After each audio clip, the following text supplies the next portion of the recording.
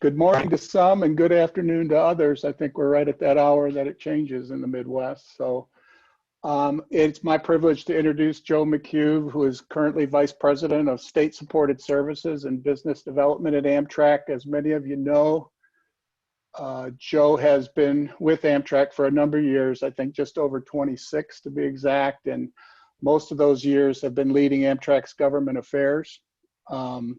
What you may not know about Joe is he is planning on retiring very soon, which is going to be a huge loss to this industry. Joe is someone who you just can't replace. And he has a whole lot of institutional knowledge, which is going to be leaving Amtrak. But one thing I know about Joe is he's invested himself in many of the people at Amtrak, so they'll be in good hands. One other thing you may not know about Joe is he's an avid book reader and has most likely, and a collector, and has most likely visited your local bookstore in your hometown over the years. And Joe, we just want to welcome you and look forward to hearing from you. So go ahead. Very nice, Sal. Thank you so much. I appreciate your kind words. And yeah, there's a number of us who have left in the last few years who really, I think in many cases, not just the founding fathers of Section 209, our founding folks for 209, but have put in lots and lots of years. And you're right, I joined the company in July of '94, and there were still some people at Amtrak who were here at the very beginning. It was an interesting period of time to work at Amtrak because it really spanned sort of what the company was becoming and what it's become today. And we've gone through some really good times. We've gone through some really eerie times during those 26 years, but boy, it's gone by. I mean, I'm sure you look at your career too, Al. I mean, it's just where have all the years gone? And you wake up one day and there you are. So yeah, I'm looking forward to our next chapter in life, and I'm going to just take a big holiday here as soon as I leave in late September, and read a lot more of my books, and I have over 1,000 of them, and do some traveling when traveling is safe again and desirable again, and just enjoy my time. Meg and I are going to just enjoy life together. So thank you, and thanks very much for inviting me. A real pleasure. We have a lot of these conferences every year, and I think this is by far one of the best. I think it's a very focused, it's a great group of people who come together. I like the way the program is set up. I think it's very interactive, and I wish we could all be there together in person. I mean, this works, and this has to work. A great job by Posse and by David to pull this off. Really great kudos to you guys for doing this, because it's important that we keep our networks up and keep information flowing, but it would be so much more fun to be together, and enjoy our times. So I was thinking a lot, because not as Al mentioned, this is, I guess, going to be the last address I make, public address, if you will, in my career at Amtrak here. And so I really was giving it a lot of thought. And I want to talk a little bit about sort of the nature of what these times, this COVID time has done to us here at Amtrak, and sort of how we see ourselves, working through this. But I'd like to start by going back in time a little bit. At least in my lifetime, and probably every one of yours who's joining this seminar, we used to think that the big event, apart from childbirth and marriages and graduations, the big thing was 9/11. Remember? I mean, after 9/11, we used to talk about the world before 9/11 and now the world after 9/11. And it was a very scary time because it brought forth so much of our vulnerabilities as a nation. And even though it was over, in one day, the effects just lasted for years. And I remember, as Al said, I ran the government affairs group here for really the majority of my career at Amtrak. And you'll remember the airlines were all down. Nobody was traveling. And we got a call from one of our committees, I guess it was the Appropriations Committee, and they asked us, would you transport us up to New York? We want to take a group of congressional people up to do that. And we took them up on it. It was 10 days later after the event. We put on our office car on the back of one of our regional trains, and as I said, we were the only thing running, and off we went. And they still had the site open, and so they took us down there, and it was still smoking. I mean, it was still very much a live crime scene, and it would be like going to Pearl Harbor on December 17th. I mean, I was my thought at the time, and I thought I'll never live through another thing as as awful as this, or as sort of changing as this. And what happened afterward, right? I mean, look at what came about. The government reorganized itself. It was more than just, the effects have been more than just longer lines at airports. Pretty much everything we do, from the phones we use to the technology that we're using today, was born in part as a result of 9/11. Not everything about it, I guess, was bad. It was awful, but some of the things that came out of it reshaped how we communicate with each other, how we act as a community with each other, and how we protect each other, as a nation. George Bush said right after the event, he said, we're going to be at war with these terrorists for probably a decade. And he was right. But today, I living in Washington, D.C. and commuting on the subway before the virus, I really felt a lot safer that I was not going to be part of a terrorist attack, because this country did a pretty effective job of shutting a lot of it down. It's still there, could still come back in some ways, but we have really amazing people who work at that and have become very good at that. And we have sort of adapted and moved on. This event that we're still struggling through is going to have even greater changes on all this. And all of you have either been part of conversations or you've thought about this yourself, that what is going to be the other side and what it's going to look like. And it's hard to contemplate that because, right now we're still struggling through it day by day. We're reading the grim, box scores of viruses and of those who are suffering and those who have passed away. It is just a part of our everyday life at this point, and it will be going on for a while. I wrote down some notes. You just have to forgive me. I got a little bit ahead of myself. I think the question, is in terms of how we come through this, sort of like, what do we plan for? What do we build for? And what do we do? I mean, it's sort of what a lot of us in this group, this community here on this seminar do. What do we plan and what do we build for as we come out of this? Because everything is going to be reshaped. I was thinking, we're sitting here today in our headquarters office at 1 Massachusetts Avenue Northwest. We had been from 1989 until 2016 located at Union Station up the street, about a block. And we moved here September 3, it'll be 4 years ago. And we went from an office structure that really looked like and felt like the late 80s and early 90s to something that was very much, in the moment. Everything is hooked up. We've got TVs and monitors.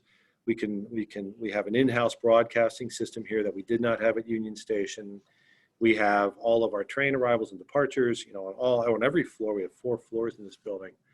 And, it's all ADA compliant. The HVAC system works. The old system, some of the rooms were super hot, others were super cold. When they cleaned the pipes, we had literally black water for a couple of days and black ice cubes. It was an old building that was in desperate need of work. But in a matter of a couple of weekends of moving, we went from 1990 to 2020, if you will. In this office, before the COVID, 450 people came to work here every day. Now, I have found that working from home is not as pleasant as I thought it might be. And so I was a gamer for a few of the first few weeks of this, but I've been coming in pretty much every day of the week. I come in about 4 out of the 5 days a week. And I am joined by about 11 other people on a given day, 11 other people. And a lot of the folks who work here at headquarters live in DC. And some of them, live within walking distance. Others, can drive here in fairly short order. There's like no traffic on the streets, but they would prefer to work at home. We had a big meeting last week to go over the budget and plan for next year. And our group came in for the meeting. It was with our CEO, Bill Flynn, and some others. I was in and I stayed the rest of the day. My colleagues, as soon as the meeting was over, they went back home and were working from home. And it really sent a message to me that we're going to be very different, as we come out of this and as things are reshaped. And I will tell you, new homes, every new home will have an office, probably 2, for people to work in. I mean, and that will be a selling feature about how that office is set up so that you can work from home. Just like just like rec rooms and guest rooms were the big thing, after World War II. In-home offices, I'm sure, are going to be the next big thing going forward. And I'm pretty certain, just like after 9/11, the government's going to reshape itself. It's not going to be Health and Human Services. It's going to be something that is going to be much more attuned to the pandemic and preventing future pandemics and how you respond to these kinds of things faster, quicker, and better than we have done so far. And so there will be a lot of opportunity, and things will change. Government will change. The private sector will change. There will be a lot of, again, opportunity for folks to go to work in areas that are specific to preventing these types of diseases, building the apparatus to cope with them when they happen, and other types of work that will spin out of that, just like the security business was such a big business back 15 years ago after 9/11. It was interesting to me. There was an article in today's Washington Post. I printed it out. I didn't have the hard copy. Metro here in Washington, D.C., WMATA, is losing $2.5 million a day. And they're really just hanging in there. They have barely enough cash to get through. I mean, they're going to be looking like a lot of organizations are for federal help, and they will probably get it. But they are really, really, really in desperate straits. Now, to their credit, they've been doing a lot of work. They've been taking advantage of the downtime by doing a lot of work, just like a lot of the cities are paving streets. But they went around the horn in the area here in our sort of three, Virginia, Maryland, and the district, and companies who were planning to come in and fund road improvements and then get the benefit of the tolling from the sort of the private sector, if you will, in the highway business, are rethinking that, because they think the whole tolling structure is going to be completely changed. People who are planning city development here are looking at the fact that maybe in the future, folks are not going to want to live in densely populated areas simply because these types of viruses and disease spread faster here than they do in areas that are not so densely populated. So does that mean that the movement to the city is no longer going to be a feature of American life, that it's going to change? And how do you plan for that? And just on and on and on. I mean, it just cascades. Here we are, a company this year, 49 years old. Every year that I've been here, we would have to go to Congress and defend our need for operating support. I can't tell you how many amendments we have had to bat down over the years, how many vote counts we've had to provide and look at as for amendments that wanted to eliminate some of our services, eliminate from food and beverage right down to the long distance trains, all of that.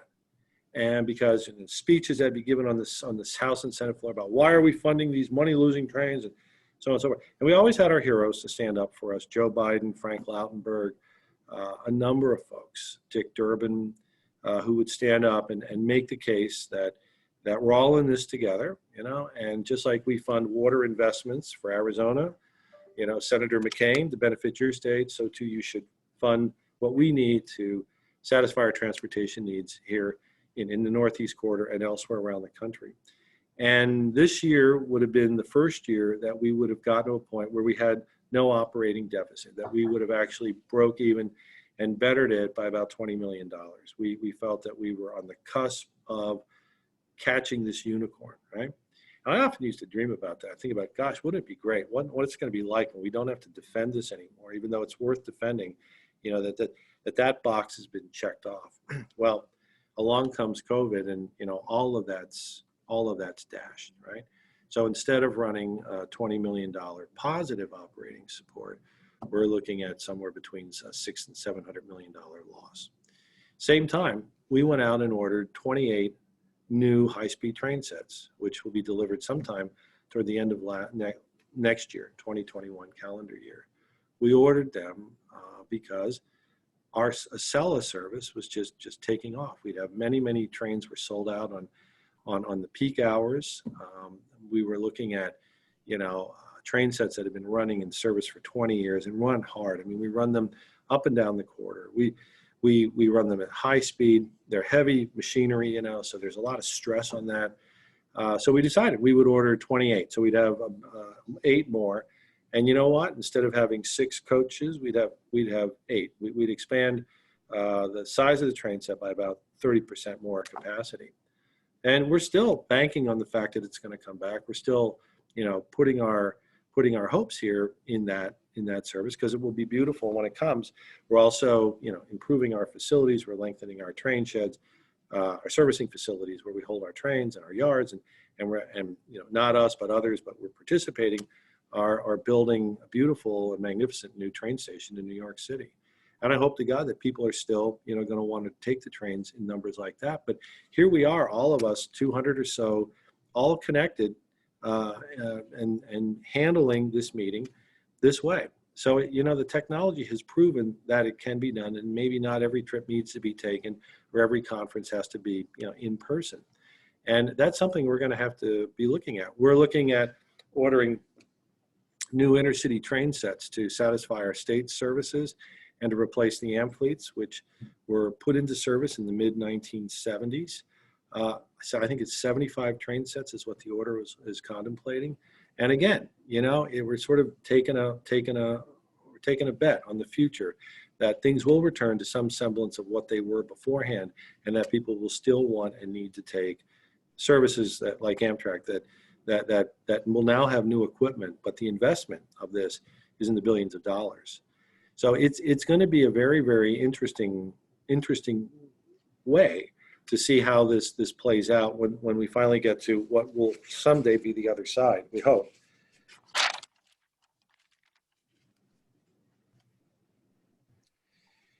I wanted to also, let's see, there's a couple of other points I wanted to make, and then we can open it up if we want to have a discussion.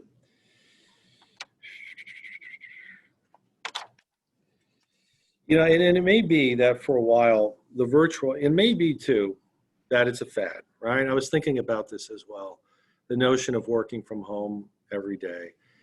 There was a time, right? And Al will remember this, because we're all sort of, those of us who are, in our late 50s, 60s, if you will. There was a time, not too long ago, when you'd plan a family vacation, and you would plan a vacation, let's say at the beach, and you would leave on Saturday morning and you would come back the following Saturday or Sunday. And for that week, you were gone. I mean, no one really went after you.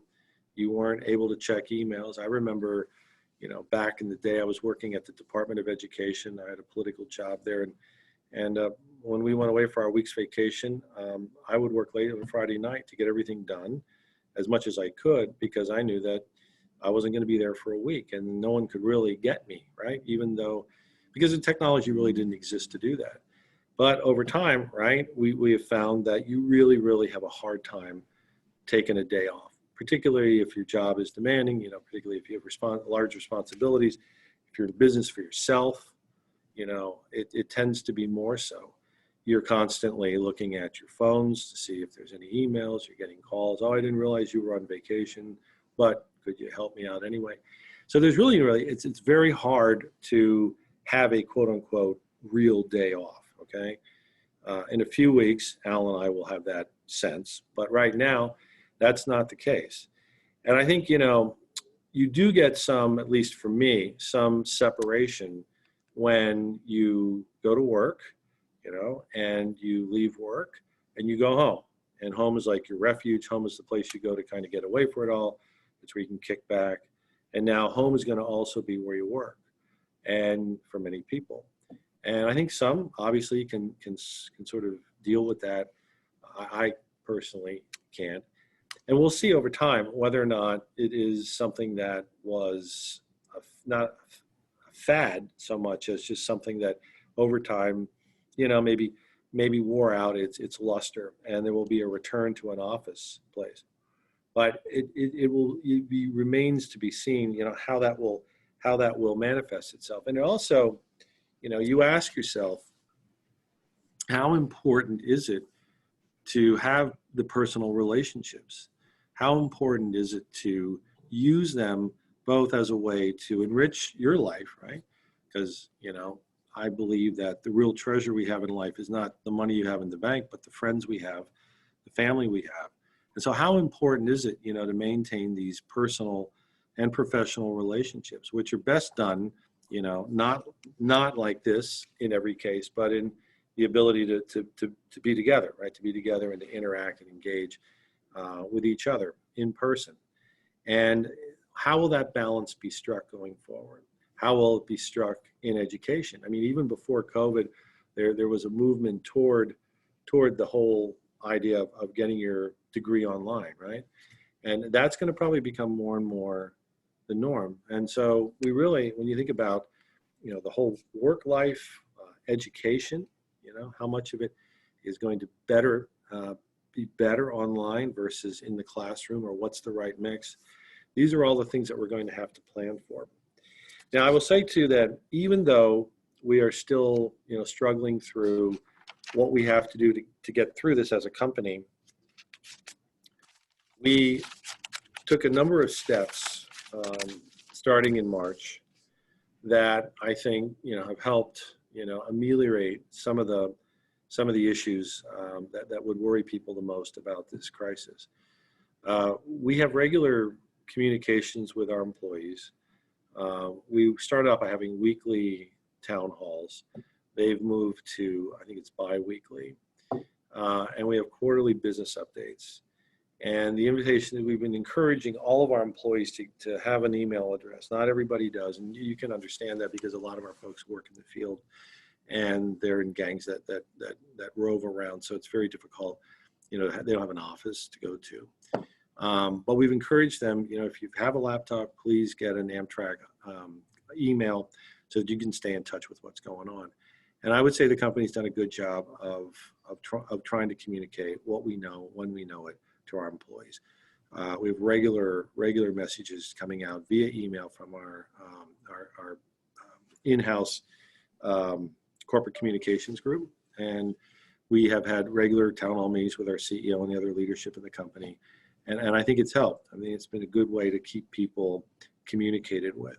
We have also not furloughed anyone. We have kept everybody we've kept everybody employed. We have tried to rotate our crews.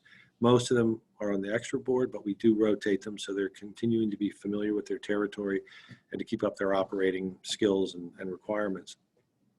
And that's costly, you know, but I think, you know, we're trying to do the right thing by our employees because it takes a lot of time and effort to recruit and train good employees, and you don't want to lose them. And you want to give them a sense too that the company does care.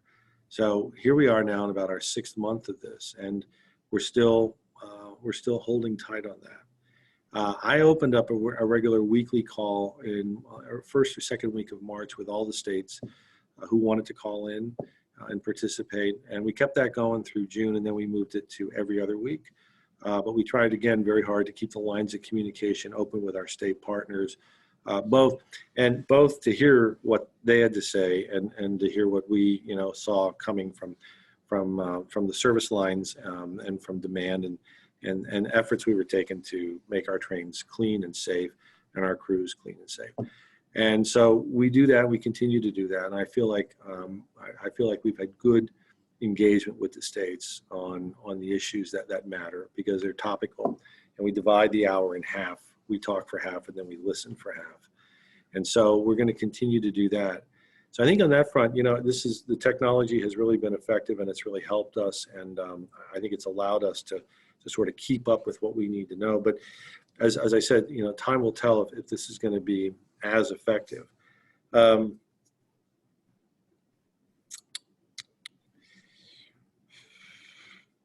I will just sort of close here by saying a couple of things apart from the communications and all that, we are still moving on a series of expansions. There's still opportunities to grow the service. If any of you follow the congressional efforts underway, you'll note that there's sort of a pent-up interest on the part of many, particularly in the House, of spending a lot of money on infrastructure. The House bill that would reauthorize Amtrak, which is part of a larger surface reauthorization, was going to pump $10 billion of extra money into rail development. That's a lot. That's a lot of money that would come our way through the grants program, some directly to Amtrak, and money spread elsewhere. But that's huge. I mean, we used to fight over half a billion dollars for funding back in the late 90s and early aughts, and now they're measuring it in billions, which is excellent. That's what it should be. The amount we got last year from Congress was about $2 billion. We again asked for $2 billion this year, the majority of it all in capital. We asked then for supplemental funding of about 1.5 billion more. So our ask right now is about $3.5 billion. Congress is trying to figure out what they're going to do for us and for others. The House has passed their bill. As I said, it's quite sizable. The Senate is still deciding how it's going to shape a bill and then move a bill, what the timeline will be. But we would hope to know that, before, the end of September. We will probably be on a continuing resolution going forward. I mention all that because at the beginning of the Obama administration, the ERA money, which was the stimulus money, was put into the system for development of projects which were shovel ready and would create work. We had a fairly good list, and we moved very quickly to secure the funding and to make recommendations about where it should be spent. And a lot of good projects came out of that. Expansions in the Midwest came out of that. Improvements in Virginia came out of that. There was a whole lot of other ideas. There was a high-speed rail program in Florida. There was one in Wisconsin that did not happen. But by and large, the money was pretty well spent around the country on projects that today have yielded additional frequencies and some new service. So right now, next year, when you look at 2021, and I would tell you, if this was not in the time that we're at, if I was out there, I would have given you the straight up, here's how we plan to expand the service over the next few years and lay out all the ones that we're working on. The one that's going to happen, I think, next year is our expansion of service from Rutland up to Burlington, Vermont, which Burlington's the largest city up in that area, certainly the largest city in Vermont. And that will clear a faster path to New York City for people coming from that area up there. And that's the state sponsoring that. It's publicly owned track. And so we have, we don't have to deal with a lot of some of the freight issues that come up when we try to expand. It's pretty much on our own terms. That's coming. We're working closely with Illinois and Wisconsin on a second frequency up to Minneapolis, St. Paul. That's very achievable. We're looking to expand the Hiawatha service. We'd like to get the 8th frequency later next year or early in 2022, and then 9 and 10 to follow. We're still working through issues primarily with the host railroad up there, but we're engaged in those discussions. Illinois is also looking at service out to the Quad Cities, which would eventually open up service into Iowa if we're successful. We're looking at service on the Gulf Coast through Mobile, New Orleans, 2 daily round trips. We've been tied up in negotiations with CSX, who owns the majority of that track, and NS, which owns the last or first 3 miles, depending on which direction you're going, on traffic studies and how we would, manage what infrastructure would be needed to support that service. We're working with Virginia on their big transformative project that's primarily in Northern Virginia on the RFMP. And we are working with Michigan, and that's where I'm going to end this discussion here.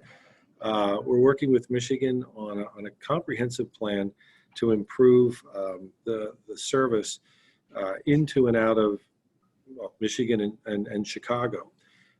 We had looked at, there were a number of projects that we had been talking about and that Michigan had been talking about that would increase frequency potentially and reduce speed and really really make improvements in the infrastructure and some of the stations that would bring a better level of service to the passengers. And so we took all of these and we organized them into one big endeavor, if you will. And that includes stuff in Chicago, like a new entrance on the reuse of the St. Charles airline, using it differently, of bringing our trains directly into Union Station without having to go through the backup move that we typically do to get in and out of the station off of the old Illinois Central line. We're in talks with the South Shore, South Bend, NICD, the railroad, the commuter road, of actually using their tracks into and out of Chicago to get ourselves off of the heavily congested Norfolk Southern Chicago line. We're looking at improvements that would tie the tracks together coming into New Buffalo so that we could have Pere Marquette and our Wolverine service stop both in New Buffalo.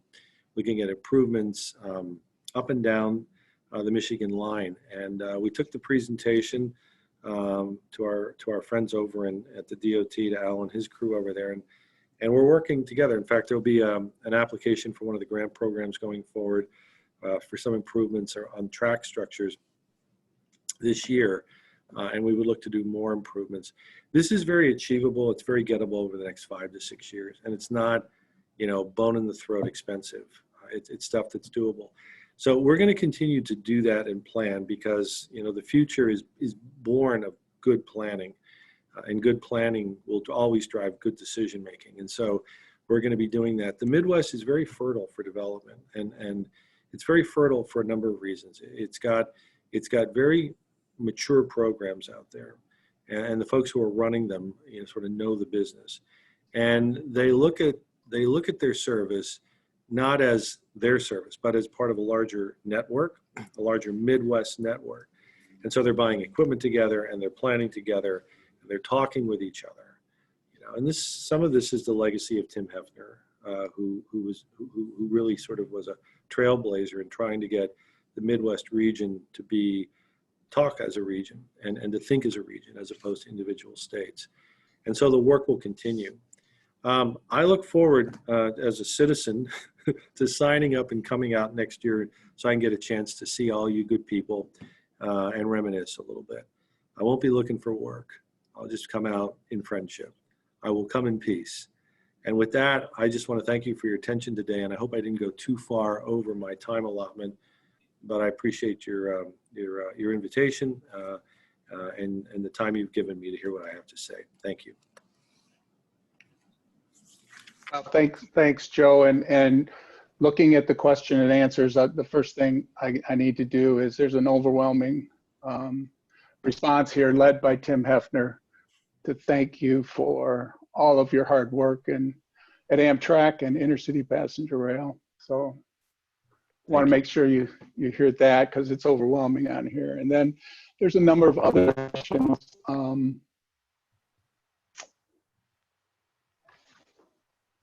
couple of them relating to long distance service. And one of the short questions was, would you speak about the plan to reduce long distance train frequencies to 3 days a week? Well, this has been a really difficult, decision for the company to make because it just was a very, very difficult decision to make. The ridership across the system is low. I mean, on a typical day, Amtrak will carry about 105,000 people per day, and we're carrying about 15,000 today. Now, I will say that, a lot of folks who are using the services are using the long distance trains, but I get all the pages. I still do. From when I ran the communications group here, I still get them.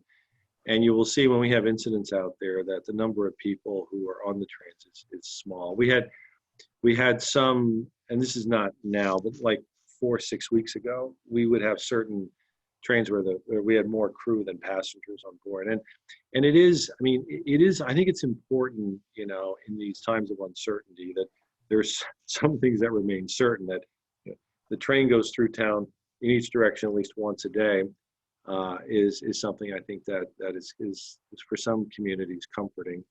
But it is a lot to put out all that equipment and to take sort of all that risk to handle a couple dozen passengers. So we've been going back and forth. I haven't, but the government affairs folks have been going back and forth with Congress. I mean, there's a great wariness on their part. They want to make sure that if we are reducing service, that there's clear understanding of when it will come back. So what are the metrics and what is the restoration plan? And we've been working with them to hone that plan and to have that finalized.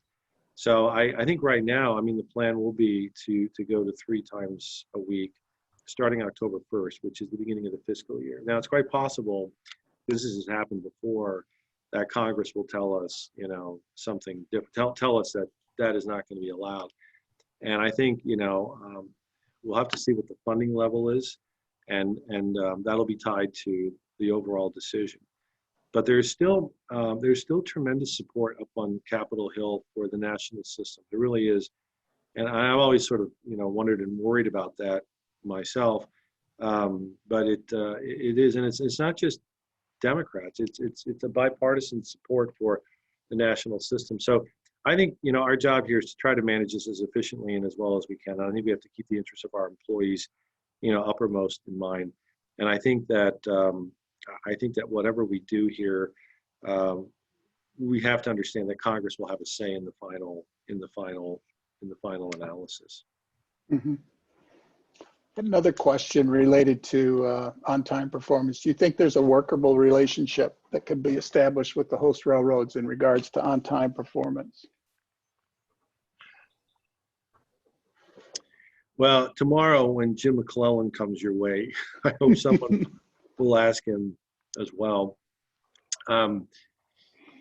Yeah, I think so. I mean, yes, I do. I do believe that there has to be a way to do that. I mean, right now, believe it or not, with the amount of service we're out there, our on-time performance numbers are really very good. In fact, some of the states, are paying a lot more in their incentive fees than they had budgeted for because the service that they're running is running so well on time. And, every morning when I get up, the trains that I look at to sort of tell me if the world is right, OTP wise, is typically 48 and 49 and 29 and 30, because by the time I get up, they're kind of slogging their way through, Western Ohio and Eastern Indiana, or the even numbered trains have gone through there.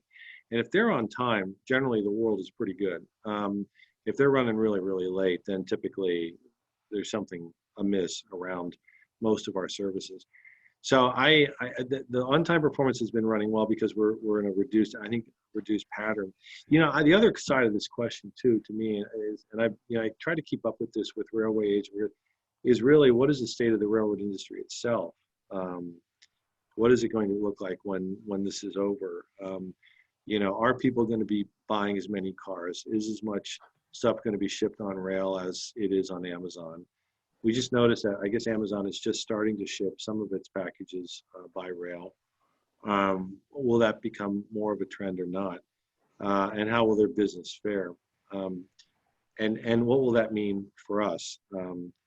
Long way around saying that we work with the freight railroads through our host railroad group every week, and I still believe that at the end of the day, it's in their best interest to move us on time so as not to clog up their system. When Congress passed the PRE-Act back in 2007, there were those standards and metrics that were applied to the host railroads, and they did not like them at all. It was a very difficult issue, but Congress prevailed, and for a while we saw really good on-time performance. In fact, I'll never forget, there was a day, I think it was in 2008, where the whole system was at 100%. It was the only time in my youth that everything on that day ran at 100%. And then as soon as the Supreme Court overturned that, we saw an immediate, degradation of on-time performance. So, I mean, I do think some of the pressure stuff does work. It's a shame that it has to be that way. This will be one of the issues, Al, that Congress will be taking up in the reauthorization, sort of find the balance between the interests of the freights and the need to run passenger service. And I'll tell you one last thought. The more investment that the public puts into the infrastructure, the more of a stake they have on seeing the trains run on time. So that also should be an inducement. Yeah. We had another question about what is your impression of the steps the House appropriators and authorizers have taken in respective bills and state-supported services? Well, I think very good by and large. I mean, I moved over to this function, this job, in like it was January of 17. So I had the benefit of the full year of dealing with committee staff up there. And the thing about the committee staff really made us look good. The government affairs people at Amtrak. I mean, we had a fairly tight knit group. Our government affairs is very small, and we don't hire any outside help. We do it all ourselves, and we build our relationships. We're up there and we're responding to their requests and trying to be helpful every way we can. And I found that, the group that I had to deal with were just some of the finest people I had the pleasure of working with. I mean, the kind of people you would hope would seek jobs in public policy areas, and they worked together. They did not divide among partisan lines. They worked together. They socialized together, and they really knew Amtrak, and they really held our feet to the fire. I mean, they asked good questions, probing questions. They stayed on top of things. They were a great group to work for. That all changed because a number of them just left and got other jobs, and things moved on. But the group that's here today, I think, are very interested in learning a lot about Amtrak. They are very concerned about the states. They want to make sure that we don't lose any state services. Neither do we. So I think, I think that no matter what they do with the larger Amtrak appropriations, they will protect the states. We have asked for $260 million of funding to aid the states. That's up from the 239 we got under the CARES Act. The good news is, and Al knows this because we've been trying to socialize this with the states, is that we've been managing it pretty well. I say we the states, Amtrak, FRA, have been managing the funds very well, the allocation of that money, and it's not tied to a fiscal year. It was a sort of a bailout bill that they passed. So if there's this continuing resolution, it's not like that money continues into the next fiscal year. But there's enough cash left over at the end of September to get us through October, November, and probably at least, we think, the first half of December, which is really good because if there is a continuing resolution, I would imagine the first tranche of that will be through the middle of December. And how that gets resolved will depend on a number of things, including, the result of the 2020 election. So, but at least for the states, it's one less thing to have to be worried about. We're going to run out of money at the end of September. What are we going to do until this year? It gives them a little bit of float. So there's the House put a big number in. Yeah, they did a very big number.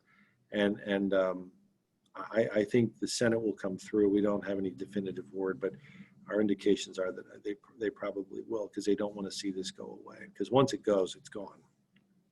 Yeah.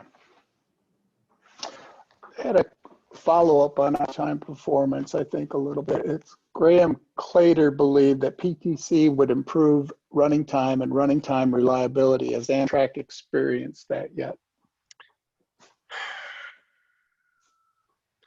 I guess the short answer is probably not as emphatic as what Mr. Claytor thought at the time. I mean, I do believe, that PTC is this generation's contribution, this generation of railroaders' contribution to the safety of the industry, right?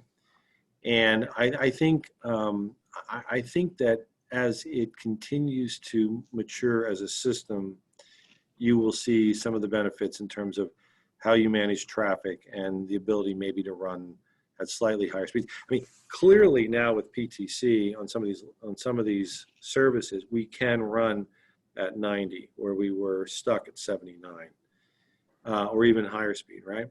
But we're still having issues here and there on initializing the PTC on a regular basis. It's not systemic and it's not, one of these, it's not debilitating, but on any given day, you'll have a couple of trains that have not been able to initialize. So it tells me that they're still working the bugs out in the system. But I think within the next, we're going to have all of our stuff completely done. We had a few miles here, a few miles there, around stations and in certain areas that are going to be completely PTC'd. And, going forward, new service is going to have to be on lines that have PTC, or if they're still issuing the mainline track exemptions, the MTEAs, some type of certification or risk mitigation that we can run safely. So I think that, and then the big contribution is going to be just, we're not going to have the kind of accidents that we've had in the past as a result of overspeed or running into something that shouldn't be there. Had several comments about Amtrak's, if it's still on Amtrak's radar, to run some service into Canada. Yeah. Well, yeah, I mean, we just redecked, you'll be happy to know, we just redecked the Niagara Falls Bridge this past year, which tells you that we would continue on a run to Toronto. Yeah, I mean, we saw, surprisingly, you know, we're not running the Adirondack north of, I guess not north of Albany or to Schenectady, I can't remember, but we've seen a rise, believe it or not, of ridership at Schenectady.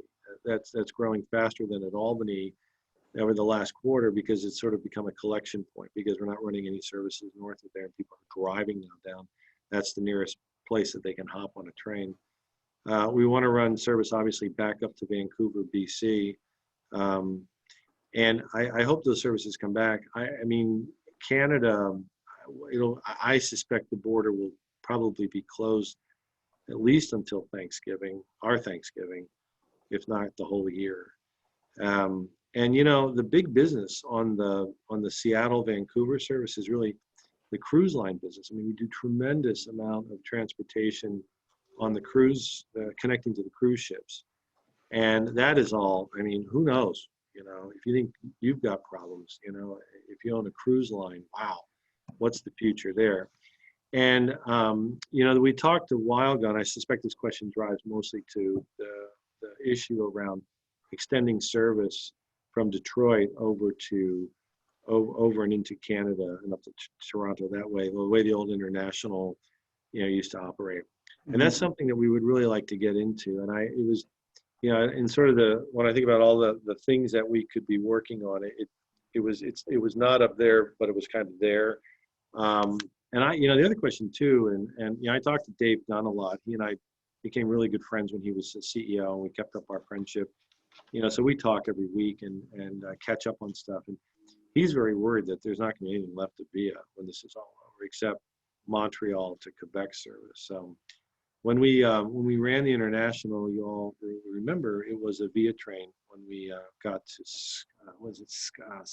Sarnia on the other side, and it ran up just as the Maple Leaf today on the Canadian side is a VIA operation. So I think, you know, we would like to do it.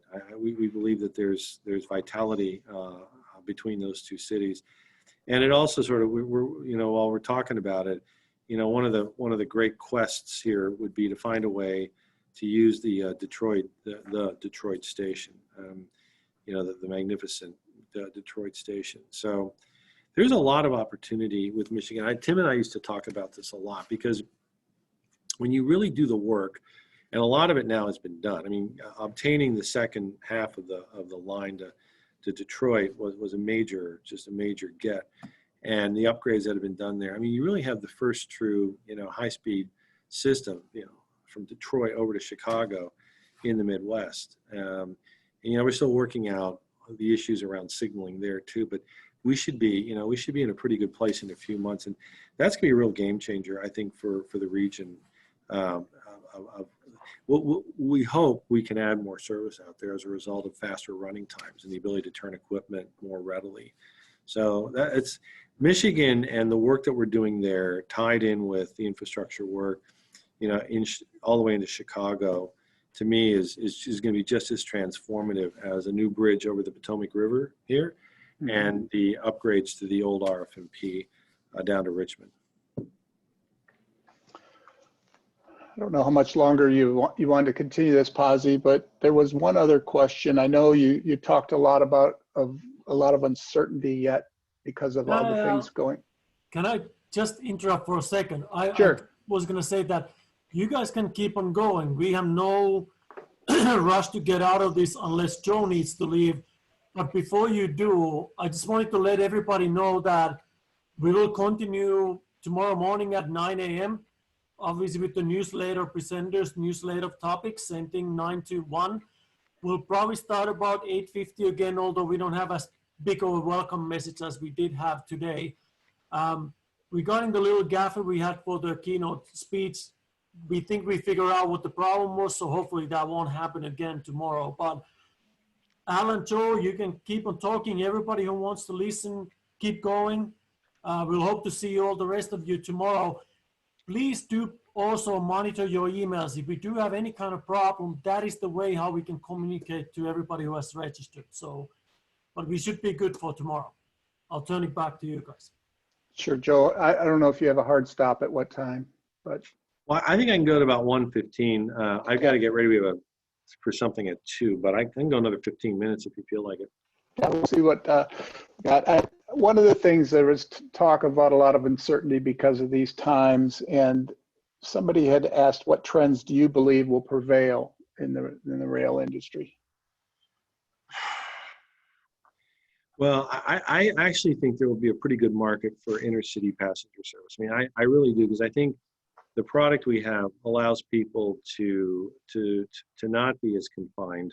And I think that's why the ridership on the long distance trains, right, particularly the sleepers. I mean, that's where, you know, we'll have a few dozen people, a couple dozen people in our coaches, but our sleepers are largely sold out because it gives people, you know, a bit of a sanctuary. And I think people will feel more comfortable because they can distance themselves for the most part on our trains than you can on an airplane. I mean, you don't have someone, you know, you don't have that center seat issue too, which is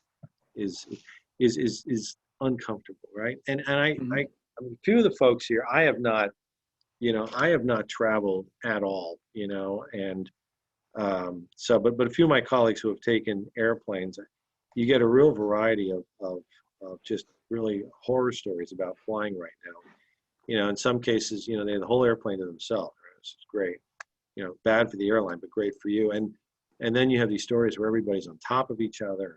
You know, it's very uncomfortable. So, yeah, I think the future will be good for us. I'm more concerned about transit. I think the commuting patterns are going to really change dramatically. And I mean, that stuff, you know, particularly the fixed guideway stuff, subways and light rail systems, they just can't automatically adapt to that. I mean, it takes, well, you just can't. But like I said, I think for us, what's going to be interesting to me, I think leisure travel will always be strong on trains. I think people like taking trains. They like the experience of taking trains. I think in areas of the country, regions like the Midwest, rail service, which is good and fairly robust, I think people will come back to that. What I'm going to really wonder is really the business travel, right? I mean, most of our state-supported services, the majority of people are not business travelers. They're largely people traveling to visit friends and families or students. There is a group of people who are traveling on business, but they're not the majority. Whereas on the Acela, something like 85% of the people that ride Acelas are on business travel, right? And it'll be interesting to see, you know, what happens to that business travel. And, you know, what do we do in that situation? I mean, do we create one type of service that's largely, you know, if we're not filling up these new train sets where you combine sort of like an Acela first class and Acela, they're going to call it Acela class, not business class, but Acela class. And then something else that would be more like the regional trains, right? If the demand just isn't there, is that one way of sort of doing a different kind of product offering and doing more efficiency with your services? I mean, a lot of ideas are being kicked around right now over that. But I think the big thing, Al, to answer the question directly, is sort of what will the business travel trends be on these services? And, you know, I'll not to blab on, but you look at the Capital Corridor service between Sacramento and the Bay Area. I mean, something like 80% of that is commuter service, people going back and forth to work each day. Same with a lot of our service in San Diego, at least, you know, down to say Solana Beach, perhaps. Most people are commuting into and out of LA. That's where it's going to be interesting to see. And that's why I think some of the state partners who I work with are worried. They're very much worried about, you know, will these people be traveling 5 days a week to their offices, or will they be not traveling 5 days a week to their offices? Yeah, a lot of uncertainty around that. And I think some of the questions were following up on the impact of COVID and using trains as a mode of transportation. And I think Amtrak has been kind of a leader in the industry in combating the disease and implementing a lot of things on your trains. Has there been any feedback from that, from your customers, and what is your initial responses you're hearing? Well, I think for the most part, in terms of the cleaning and the sort of hygiene elements, I think most of our passengers feel like we're doing a good job on that there's a real forward-leaning sense of getting the trains as clean and as sterile as we possibly can. The issue now, frankly, it's this larger societal issue of those who wear masks and those who don't, and we've had a number of dust-ups on our trains. And it's not so much between our crews and passengers, but between passengers and passengers, you know. And we've had to deal with that. We have our crews have masks. If someone, I mean, I do it. I mean, we all do it. We get out of the car and you forget. Oh my God! And then I see someone staring me down who has a mask. Oh my God! I left it in the car. You go back and get it, you know, because it's the right thing to do. So we have masks, because sometimes people just forget them. So we have masks on the trains and we hand them out.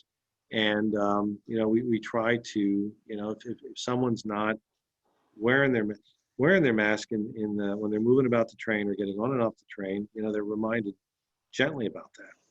But that seems to be the biggest issue. Like I said, our ridership on the corridor is pretty flat. It's really way down. And, so we don't have a whole lot of folks every day riding the trains. We can kind of manage it. You know, I talked with New York State folks who have been carefully monitoring the mask wearing and trying to work with local management if there's issues on the trains. We've exhorted our crews to lead by example, and they're required to wear their masks while they're working. And, you know, if there's an incident where they're not, we try very hard to find out who and where and counsel them so that they understand that that's part of their responsibility. Mm-hmm. I'm going to ask you this question. I can't say that this has been an issue, at least from state of Michigan and many of our advocacy groups, but it'll give you a chance to at least respond to it. It says, advocacy groups and government have expressed desire to work with Amtrak to resolve issues, but Amtrak seems less so. Why? And maybe you can explain some of the good things that have gone on too. You know, in all my time, you know, one of the first things I learned when I got here, I got here in June of '94, and we were going through the business unit development at that time. It was just really getting started, taking on form and shape.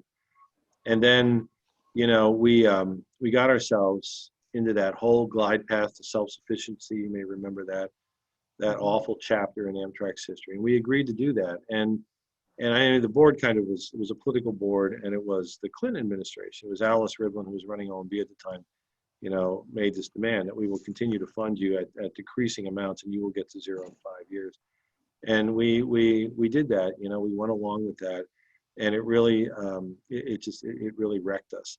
And as part of that, you know, what did we do? We started eliminating or proposing to eliminate our long distance service. I mean, a number of trains were lost. People forget the Montrealer, the Desert Wind, the Pioneer.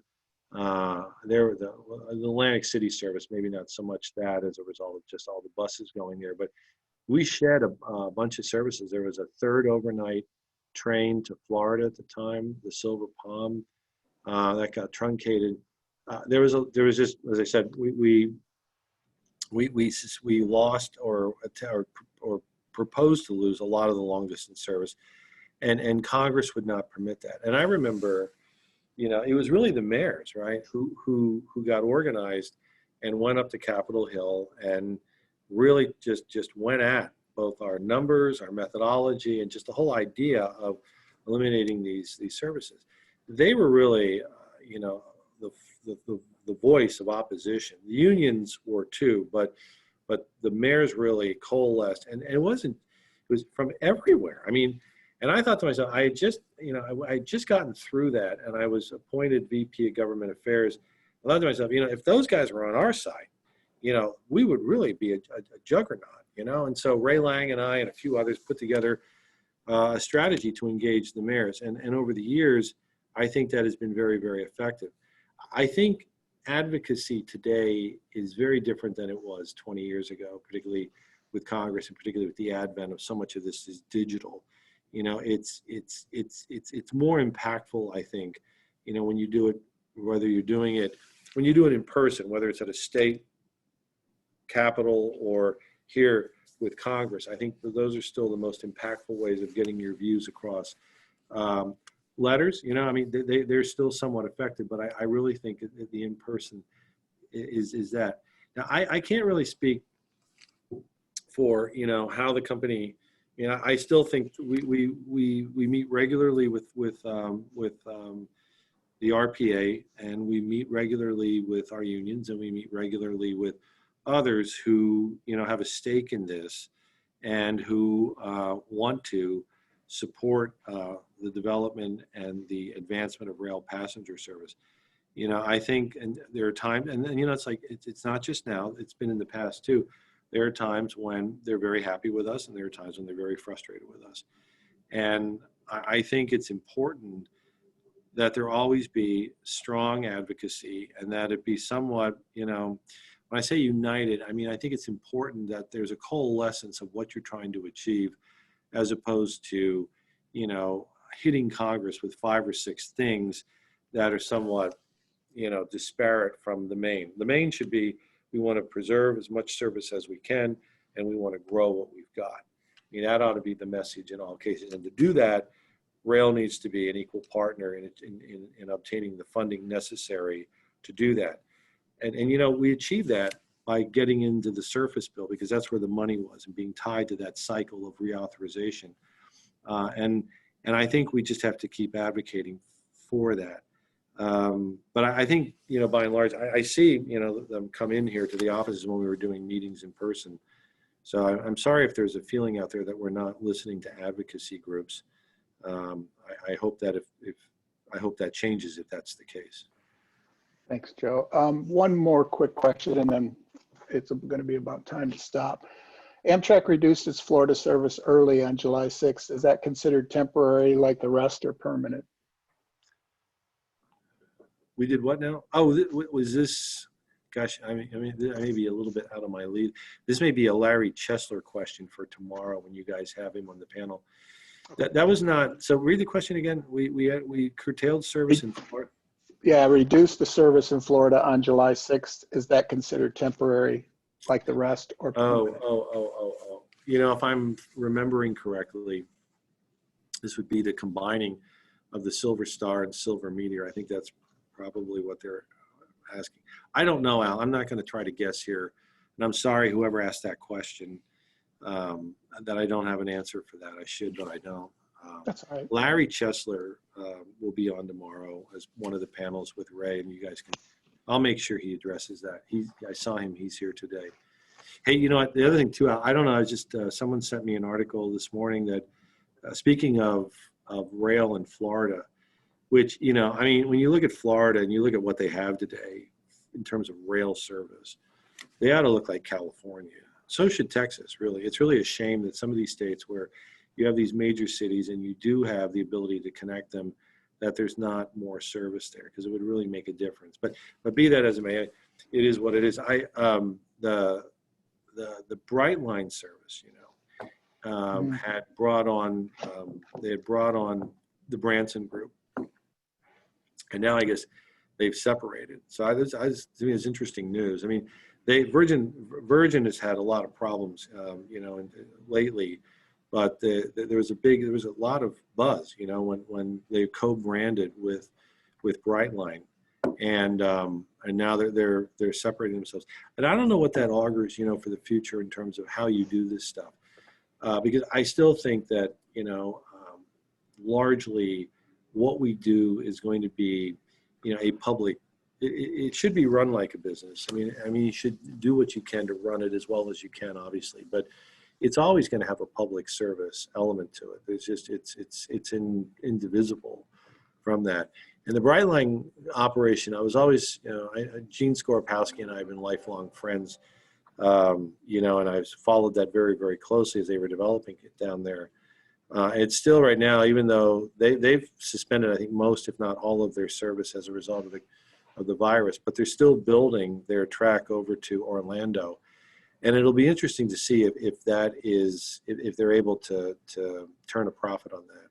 Mhm. Because I mean, really, Miami to Orlando, that you would think that would be like, and that's the Florida East Coast Railroad is fast track. I mean, it's a very good railroad, and what they're building, from Cocoa over to Orlando, dedicated rail, high speed, it ought to be a no-brainer.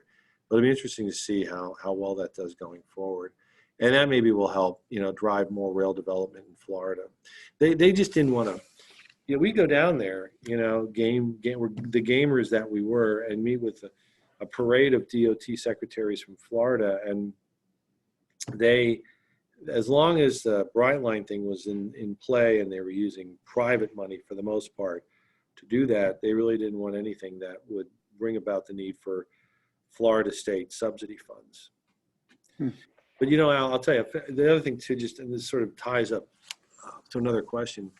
And we talk about these expansion opportunities that we're still looking at, and this was one of the things that I always, I sort of dreamed about what we could do with the state services is if you do the second frequency to Minneapolis, St. Paul, so it's a state supported service, Minnesota becomes a 209 state. And then you add in, the 3 states down on the Gulf Coast, all of a sudden you've got 4 new state partners. And that gets you up to about 22 states that would be participating in 209.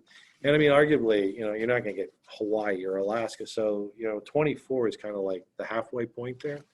And maybe someday Indiana comes back and maybe we get out to Iowa and we get to 24, 25. That to me would be, almost as good as getting to a zero operating support, to be able to say that half of the country buy services that would not otherwise be provided.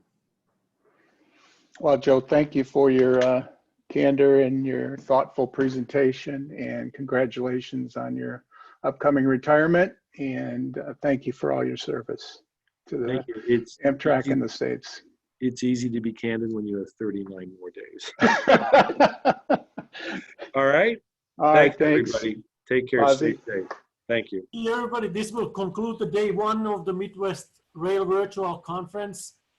As mentioned, we are going to continue tomorrow morning at 9 o'clock sharp. We might have a little introduction beforehand. I want to give one more shout to all our sponsors on the conference, and I want to give my own virtual applause for all the speakers today. There's been quite a few, including Joe as well.